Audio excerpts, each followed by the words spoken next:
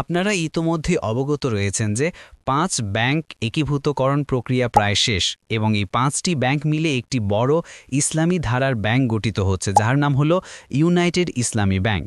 এই ব্যাংকটি সম্পূর্ণ সরকারি মালিকানায় পরিচালিত হবে। ইতোমধ্যে বাংলাদেশের ৫ ব্যাংকের গ্রাহকদের জন্য একটি চরম দুঃসংবাদ দিল সরকার। এই সংক্রান্ত একটি তথ্যবহুল প্রতিবেদন প্রকাশ করে জনপ্রিয় দৈনিক দ্য বিজনেস স্ট্যান্ডার্ড বাংলা পত্রিকা। আপনারা যেটা স্ক্রিনে দেখতে পাচ্ছেন, পত্রিকার শিরোনামেই বলা হচ্ছে ৫ ব্যাংকের একীভূতকরণে সুফল আসার সম্ভাবনা কম, বলছেন বিশেষজ্ঞরা। কোন কোন ব্যাংকগুলো মূলত শীর্ষে রয়েছে, কোন কোন ব্যাংকগুলো মূলত ঝুঁকিতে রয়েছে, জানবো সে সকল ব্যাংকের নাম। গ্রাহকগণ কবে নাগাদ সম্পূর্ণ টাকা ফেরত পাবেন, কি বলা হচ্ছে মূলত এই প্রতিবেদনে, কি বলছেন সরকার আর কি বলছেন গ্রাহকগণ, এই সংক্রান্ত বিস্তারিত তথ্য জানাবো আজকের ভিডিওতে। প্রিয় ভিউয়ার্স, আসসালামু আলাইকুম। আজকের নতুন ভিডিওতে আপনাকে স্বাগত জানাচ্ছি। আপনি যদি আমার চ্যানেলে নতুন হয়ে থাকেন তাহলে এরকম নতুন নতুন ভিডিওর আপডেট পেতে চ্যানেলটি সাবস্ক্রাইব করে রাখুন। ভালো লাগলে লাইক কমেন্ট করুন আর সম্পূর্ণ ধারণা পেতে পুরো ভিডিওটি না টেনে দেখুন। তাহলে শুরু করা যাক। তারা বলছেন, বাংলাদেশ ব্যাংকের দ্বৈত শাসন দূর করা এখন সময়ের দাবি। পাশাপাশি অতীতের লুটপাট ও খেলাপি ঋণের জন্য দায়ীদেরও আইনের আওতায় আনতে হবে।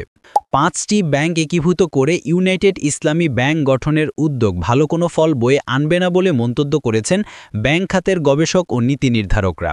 তারা বলছেন, বাংলাদেশ ব্যাংকের দ্বৈত শাসন দূর করা এখন সময়ের দাবি। পাশাপাশি অতীতের লুটপাট ও খেলাপি ঋণের জন্য দায়ীদেরও আইনের আওতায় আনতে হবে। মঙ্গলবার ঢাকা বিশ্ববিদ্যালয়ের ব্যাংকিং অ্যান্ড ইন্স্যুরেন্স বিভাগ ও policy think and economic research আয়োজিত round table discussion on transition of banking sector in Bangladesh challenges and the way forward শীর্ষক গোলটেবিল আলোচনায় বক্তারা এসব কথা বলেন। এটি অনুষ্ঠিত হয় ঢাকা বিশ্ববিদ্যালয়ের আবদুল্লাহ চৌধুরী কনফারেন্স রুমে। গোলটেবিল বৈঠকে নবম জাতীয় বেতন কমিশনের সদস্য ও বিশ্ববিদ্যালয়ের হিসাব বিজ্ঞান বিভাগের চেয়ারম্যান অধ্যাপক মাকসুদুর রহমান সরকার বলেন, ইউনাইটেড ইসলামী ব্যাংক নামে যে একীভূতকরণ হচ্ছে, ব্যক্তিগতভাবে আমি মনে করি এটা ভালো সিদ্ধান্ত নয়।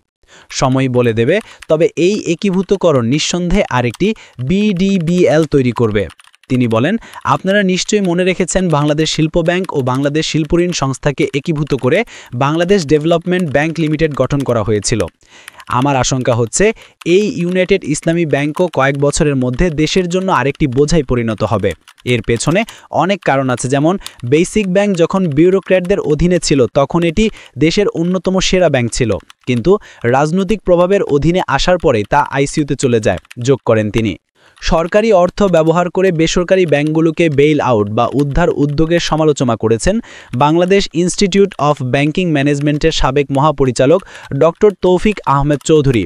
তিনি বলেন, বিশ্বে সাধারণত ভালো ব্যাংক খারাপ ব্যাংকের সঙ্গে ভালো ব্যাংকের সঙ্গে একীভূত হয়।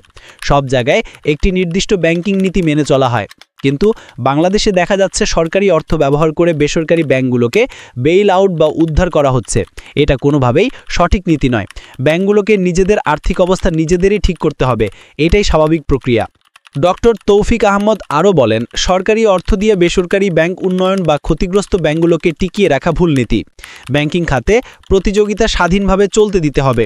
যেসব ব্যাংক টিকে থাকতে পারবে না তারা স্বাভাবিক নিয়মে বাজার থেকে পড়ে যাবে।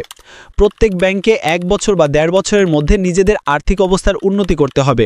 কেউ তা না পারলে সরকারি অর্থ দিয়ে টিকিয়ে রাখার কোনো যৌক্তিকতা নেই, যোগ করেন তিনি।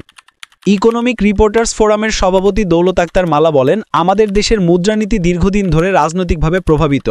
মুদ্রানীতি ও রাজস্ব নীতির মধ্যে কোনো কার্যকর সমন্বয় নেই। একদিকে সরকার রাজস্ব বাড়াতে বিভিন্ন পণ্যে কর বাড়াচ্ছে, অন্যদিকে মুদ্রাস্ফীতি নিয়ন্ত্রণের চেষ্টা করা হচ্ছে, ফলে নীতিগত এক বৈপরীত্য তৈরি হচ্ছে। এসব অসামঞ্জস্য দূর করতে মিডিয়া এনগেজমেন্ট আরও জোরদার করতে হবে।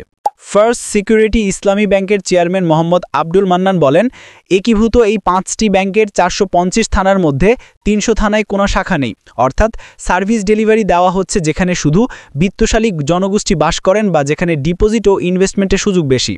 তিনি আরও বলেন, অনেকে বলেছেন এই মার্জারের মাধ্যমে তেমন কোনো সুফল পাওয়া যাবে না।